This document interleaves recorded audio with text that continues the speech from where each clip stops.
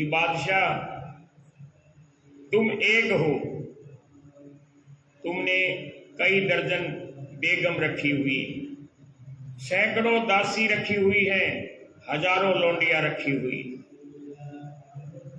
तुम उनके सुख सुविधा का ध्यान नहीं कर पा रहे, अपनी एक बड़ी बेगम को रख के इन सब स्त्रियों को आजाद कर दो। ये तुम्हारी नहीं, ये पर नारी है। पर नारी विनाश का कारण बढ़ती है। जो आपकी बहता है उसको रखो और बाकियों को आजाद कर दो। ये बहुत बड़ा तुम अत्याचार करते हो।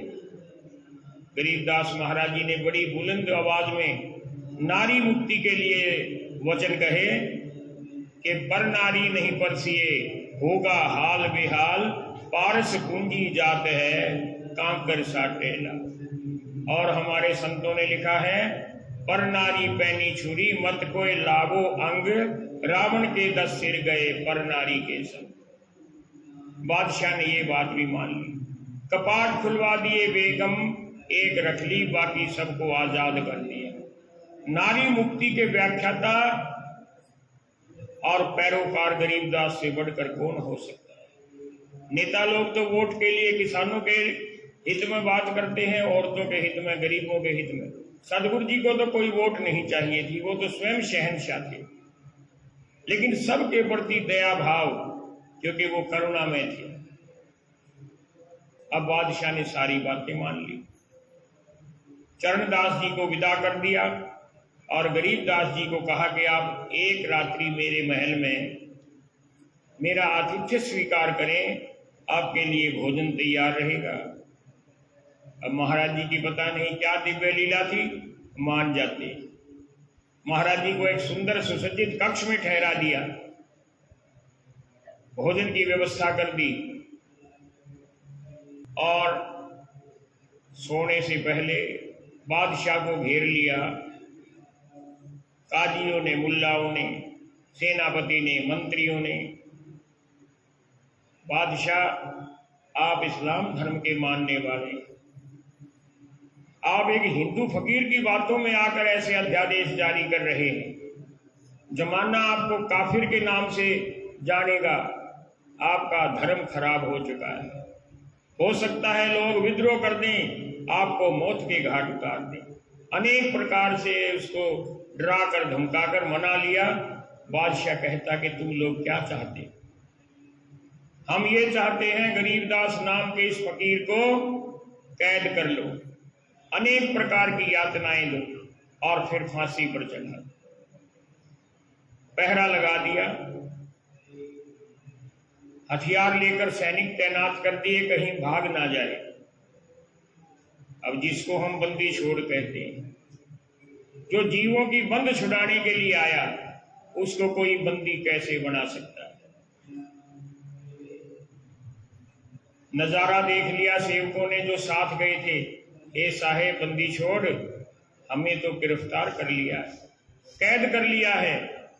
और ये मुसलमान लोग बड़े बेरहम होते हैं, काट देंगे, मार देंगे, फांसी पर चढ़ा देंगे।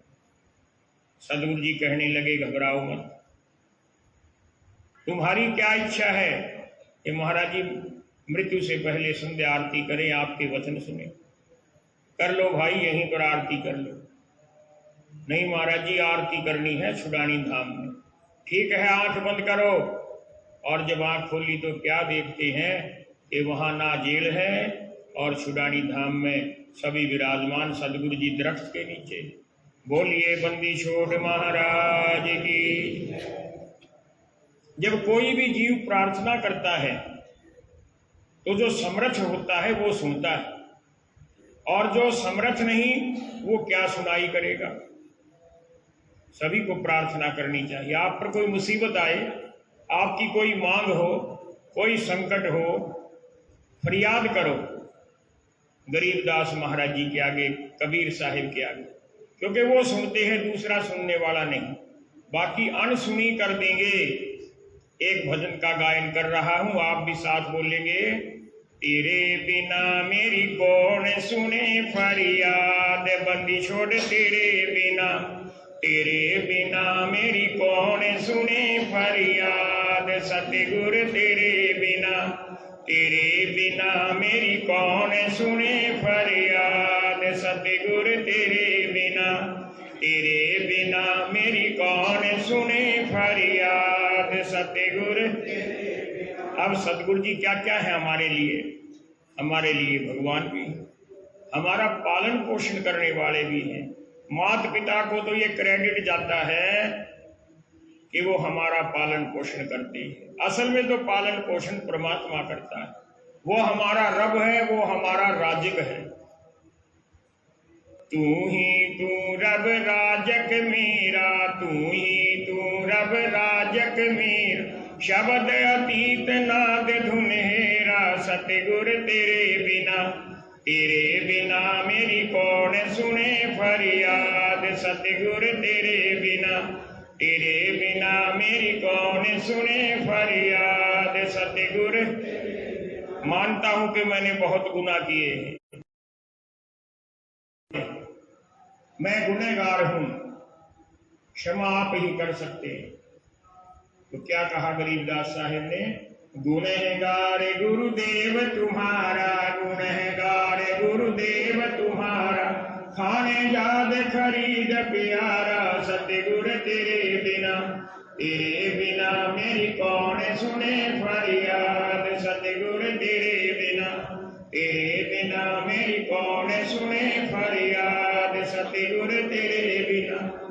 अनेक गुनाहों को क्षमा करते हुए आपने मेरे को मनुष्य का चोला देकर यहाँ इस संसार में भेज दिया। आपके हुक्म से आया हूं, आप हुक्मी हैं। आपका वचन निभाऊंगा, आपका नाम जपूंगा, लेकिन मेरे को शक्ति दो। तो क्या लिखा गरीबदास साहिब ने? हुक्मी आया हुक्म पठाया, हुक्मी आया हुक्म पठाया। बांधी जाम किया मन भाया। सतगुर तेरे बिना मेरी कौन सुने फरियाद। सतगुर तेरे बिना मेरी कौन सुने फरियाद। सतगुर तेरे बिना। हे सतगुरु जी, मैं समझता हूं मेरा आपका रिश्ता क्या है, क्या नाता है। आप मालिक हैं और मैं आपका जर खरीद गुलाम हूं। आजकल गुलाम नहीं होते, पहले गुलाम होते थे। जो एक बार गुलाम बन जाता था उसकी पीढ़ी दर पीढ़ी गुलाम ही बढ़ती जाती थी और कोई दर्जा नहीं मिलता था। हे सतगुरु जी, आपके इतने एहसानों तले दबा हुआ हूं कि आपने मेरे अनेक गुनाहों को माफ करके मनुष्य का जन्म दे दिया ताकि आपका नाम सिमरन करूं। आप मेरे माता पिता हैं। मेरे से गलती हो गई तो मैंने सुना है कि माता पिता अपने बच्चे गलतियों को क्षमा करके हृदय से लगा लेते हैं, क्योंकि उनका अपना अंश होता है। मैं आपका अंश हूं, मेरी गलतियां क्षमा करो। गरीबदास महाराज जी ने कितने भावुक शब्दों में बयान किया।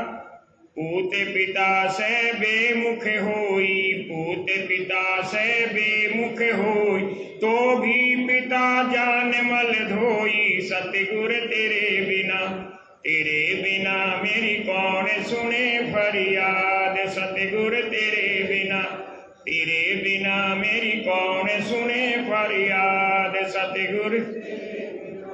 मैं स्वीकार करता हूँ बहुत सी गलत आदतें, बहुत सी गलत बातें, गलत कार्य मैंने किए, लेकिन फिर भी मैं आपके शरणागत हूँ।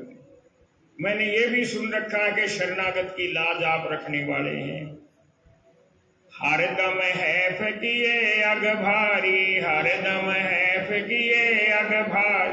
मादर पिदर्म शरण तुम्हारी। सतगुर तेरे बिना मेरी कौन सुने फरियाद। सतगुर तेरे बिना मेरी कौन सुने फरियाद। सतगुर। ये सतगुरु जी, मैंने ग्रंथों में पढ़ा है, संतों से सुना है, कथाओं में श्रवण किया है कि आपने ऐसे ऐसे पापियों का पार उतारा कर दिया। मैं तो उतना पापी नहीं। आपने करोड़ों पापियों का उद्धार किया है, मेरा भी उद्धार करो।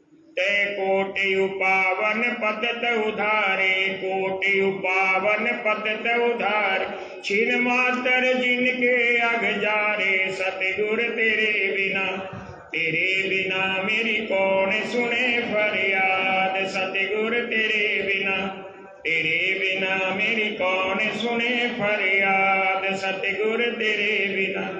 हे बंदी छोड़ साहिब, आप तो जानी जान अंतर्यामी हैं। मेरे जैसे लाखों करोड़ों असंख्य जीव संसार में आते हैं और चले जाते हैं, मुक्ति नहीं प्राप्त कर, 84 के चक्कर में फंसते रहते हैं। मैं आपसे अरदास कर रहा हूँ। सतगुरु जी बोले, क्या अरदास कर रहा है? अगली कली में सतगुरु जी के आगे अरदास ही, हमसे अनगिन जीव तेरे बिना मेरी कौन सुने फरियाद, सतगुर तेरे बिना मेरी कौन सुने फरियाद, सतगुर तेरे बिना। देखो भगवान के बहुत से नाम हैं, बंदी छोड़ है। विष्णु सहस्त्रनामा में हजारों नामों का उल्लेख है। एक नाम और भी है, मेहरबान। जो मेहर करता हो जीवों पर वो मेहरबान है। तो भगत क्या कहता है? गरीबदास, आप मेहरबान हैं, मेहर करो। क्या मेहर करूं? कि जैसे आज मैं आपकी संगत में बैठा हूं, मेरी मुक्ति करो तो करो, मुझे नहीं मालूम, ये तो आपकी मर्जी है, लेकिन कोई भी जन्म दो, आपकी सत्संगत मुझे प्राप्त होती रहे, सत्संगी परिवार में जन्म हो और मैं खुद सत्संगी हूं, ये मेहरबानी करो। तो शब्द की अंतिम कली में क्या लिखा है? मेहरबान मालिक बहुरंगी, मेहरबान मालिक बहुरंगी, दास गरीब सदा सतसंगी, सतगुर तेरे बिना मेरी कौन सुने फरियाद, सतगुर तेरे बिना मेरी कौन सुने फरियाद, सतगुर तेरे बिना। तो बात चल रही थी मुसलमान शासकों की, मोहम्मद शाह रंगीले की। जब गरीबदास महाराज जी वहां से अंतर ध्यान हो जाते अपनी शक्ति से, तो मुल्ला मौलवियों ने फिर से उसको बहका दिया। देखो, हम पहले ही कहते थे ये कोई संत नहीं, ये कोई तांत्रिक है, कोई जादूगर है, कैसे आपकी कैद से निकलकर भाग गया, और ये भी नहीं पता कब चुपचाप आकर आपके शयन कक्ष में आकर आपका वध कर दे, और ज्यादा डरा दिया। कोई बात नहीं, कुछ समय 1 वर्ष बाद की बात है, इलाहाबाद का नाम माननीय मुख्यमंत्री योगी जी ने प्रयागराज कर दिया, क्योंकि हमारे इतिहास में तो प्रयागराज ही है। ये बहुत अच्छा कार्य किया। तो प्रयागराज के समीप फतेहपुर जिला लगता है। हमारे महाराज जी दिल्ली के मंडलेश्वर स्वामी दिवानानंद जी फतेहपुर जिले से संबंध रखते हैं। मैं उनके गांव में भी गया हूं।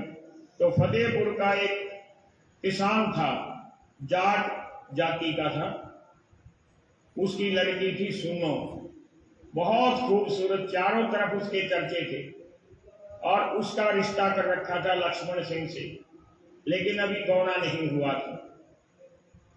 अब मोहम्मद शाह जो था वो रंगीला था, चारों तरफ उसके राज में खबर आती रहती थी कि किसकी कन्या सुंदर है। बादशाह को कुछ करना तो नहीं पड़ता, अपने सैनिक भेज देता, उनको जबरदस्ती उठा लाता और उनके साथ बलात्कार करता, फिर छोड़ देता। सुन्नो के बारे में सुना, बादशाह ने रसिक हुसैन नाम का एक दूत भेज दिया कि जाओ उसके बाप को और उस लड़की को गिरफ्तार करके लाओ। अब राजा के हुक्म की तामील ना करना तो मृत्यु को गले लगाना है। आ जाते हैं बेटी और बाप। राजा ने अपने बाग में ठहरने का प्रबंध किया। जो दासियां थी, लौंडियां थी, उन्होंने उसको खूब बहकाया, सजाया और कहने लगे अब तुम इस कक्ष में आ जाओ, बादशाह सलामत आएंगे और तुम्हारे साथ हम बिस्तर होंगे, तुम्हारा तो भाग्य खुलने वाला है। अब वो अबला सुनो रोने लग जाती है, बहुत जोर जोर से दहाड़ती है, लेकिन बादशाह को दया नहीं आई। नजदीक आया, हाथ पकड़कर घसीटने लगा। अब वो लड़की सुनो प्रार्थना करती है, इस पृथ्वी के ऊपर अगर कोई सिद्ध संत, कोई योगी पुरुष है, कोई महापुरुष है, तो आकर मेरे को इस दुष्ट से छुड़ाओ। उसी समय बंदी छोड़ गरीबदास महाराज जी वहां पर प्रकट हो जाते हैं। बादशाह तो परिचित था शक्ल देखकर, उसको याद आ गया तेरे मुल्ला मौलवी ने कहा था कभी भी तेरा वध कर देगा, लेकिन उस समय उस पर वासना का भूत सवार था। हुक्म दिया, ए फकीर यहां से भाग जा, नहीं तेरे को मरवा दूंगा। गरीबदास महाराज जी ने अपने हाथ की चिकनी उंगली उसके शरीर को लगाई, उसको तो हजारों वाट का करंट आ गया, थर थर कांपने लग गया, नीचे जमीन पर गिर गया। और उस बेटी को गरीबदास महाराज जी ने उठाया, सिर पर हाथ रखा, जा बेटी अपने घर। बेटी और बाप दोनों अपने फतेहपुर में पहुंच जाते। अब बादशाह गरीबदास महाराज जी से और ज्यादा ईर्ष्या रखने लगे कि आज इसने मेरी मन की इच्छा पूरी नहीं होने दी, और सदगुरु जी तो वहां से आलोक हो जाते हैं अपनी योग माया से। अब उसने सोचा कि झज्जर का नवाब तो गरीबदास का मुरीद हो चुका है, सजा नहीं देगा, तो फरक नगर यहां पड़ता है, इधर झज्जर गुड़गांव के बीच में जागीरदार था मसावी खान फरक नगर का, उसको हुक्म भेज दिया कि किसी न किसी बहाने से गरीबदास को कैद कर लो, जबरदस्ती मत करना, कोई आरोप लगा दो। अब वो जो मसावी खान था बहुत अत्याचारी था, जितने भी गांव आसपास के हैं, छुड़ानी है, दुलेड़ा है, कबलाना है, भदानी है, खुंगाई है, और बादली के आसपास के पेड़पा, निमाना, आकूबर, बादली, इन सब गांव में उसकी जागीरदारी थी। और इतना वो कुख्यात था, उसके आदमी आते जबरदस्ती किसानों को, उनकी बेटियों को पकड़ कर ले जाते, उनका धन छीन लेते थे। तो उसने योजना बनाई कि छुड़ानी के कुछ किसानों को पकड़कर पीटते हुए लेकर आओ, उनको छुड़ाने के लिए गरीबदास जरूर खड़ा हो जाएगा, तो उसके ऊपर राज्य से विद्रोह करने का आरोप लगाकर बंदी बना लेंगे। और वही हुआ, निर्दोष किसानों को पीटकर कोड़े मारकर ले जाने लगे, तो सदगुरु जी छाती खोलकर सामने खड़े हो जाते, क्या कसूर है इनका, बस इतना पूछा। अब उन्होंने गरीबदास महाराज जी को भी गिरफ्तार कर लिया, आरोप लगा दिया कि जनता को भड़का रहा था जागीरदार के खिलाफ। ले आए फरक नगर। फरक नगर के जागीरदार के पास एक शेर था जो पिंजरे में बंद रहता था, जो कोई उसका हुक्म नहीं मानता शेर के आगे कटवा देता था। इतना क्रूर था, ये बातें इतिहास में भी लिखी हुई, मन घड़ंत बात नहीं। हुक्म दिया कि इस गरीबदास को शेर के आगे फेंक। महाराज जी के लिए पिंजरा खोल दिया।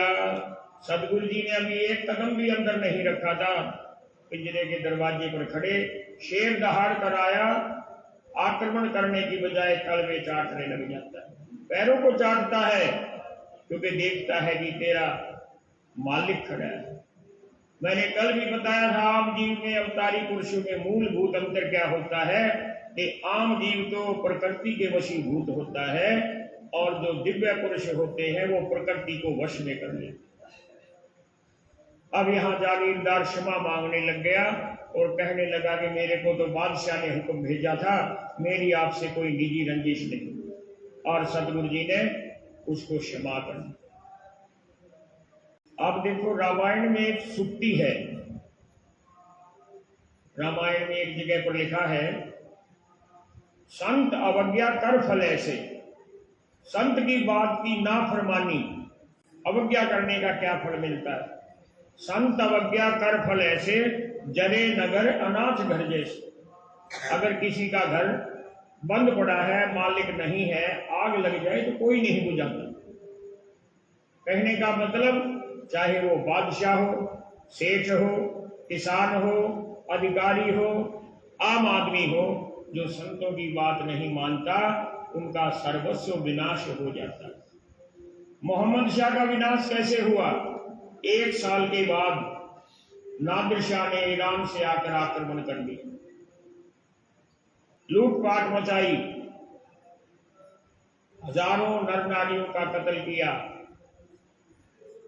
बादशाह ने क्या चाल खेली? मोहम्मद शाह ने अपनी बेटी का उसके बेटे के साथ विवाह कर दिया कि मेरा समधी हो गया, ज्ञान बख्श देगा। नादिर शाह मान गया।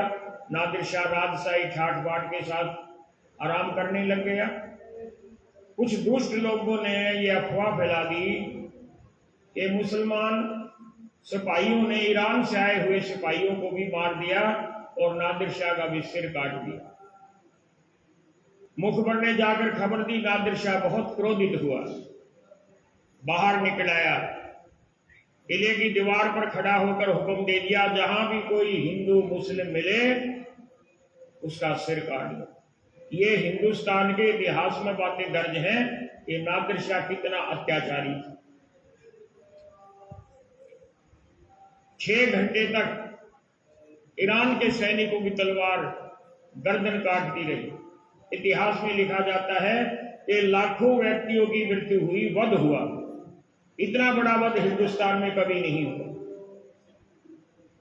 जब देखा कि इंतहा हो गई है तो फतेहपुरी की जामा मस्जिद के जो शाही इमाम थे उन्होंने तलवार गले में लटका ली, घास का तिनका मुंह में ले लिया और नादिर शाह के आगे अदब से आदाब करते हुए कहा, अब क्षमा करें।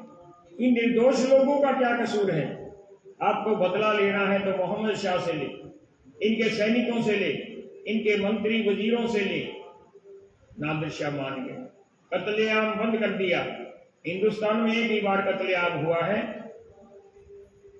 नादिर शाह के समय में, और उसके बाद जब हिंदुस्तान पाकिस्तान का बंटवारा हुआ फिर कत्लेआम। ये इतिहास की बातें हैं।